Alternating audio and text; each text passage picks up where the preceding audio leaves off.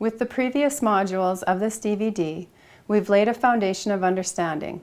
Now we're ready to talk about practical, on-the-ground tips for building better relationships. The challenge for Aboriginal peoples in their interactions with practitioners is that most are extremely intimidated by people in positions of power, like doctors, teachers, government workers. They most likely would not be comfortable asking you to repeat what you said or to ask questions. I'd like to emphasize that everyone is different. Even though I've pointed out some common behaviors, it's important to understand that there is no one way to build relationships with Aboriginal people.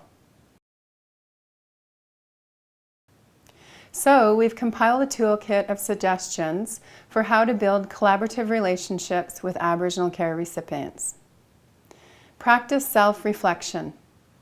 Make a sincere commitment to cultural safety. Words matter, but so do the intention behind them. One study showed that more than half of what we hear is intonation and visual. Here are some tips on how to do that. Use plain language. Avoid using jargon and big medical words. This is so important. Language can perpetuate power differentials between people. The use of technical jargon, common in healthcare, is exactly the sort of thing that increases social distance. It has the effect of disempowering the person who's seeking services. Listen. Spend more time listening, less time talking. Among SILC participants in focus groups, a common refrain about healthcare professionals was, "They don't hear me." Don't assume that nodding their head means agreement.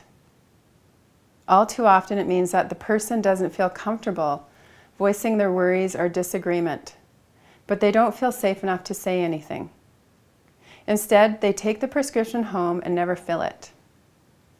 One of the women in the Okanagan Valley healthcare study put it this way: listen with your ears and listen with your heart.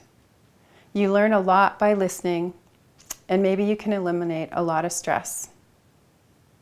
Include family members. Invite and encourage your patient to bring a family member or a friend for support. As well as helping with processing difficult information, family involvement is also part of the SILC cultural lens, and we generally need our extended family to be involved as part of our healing process.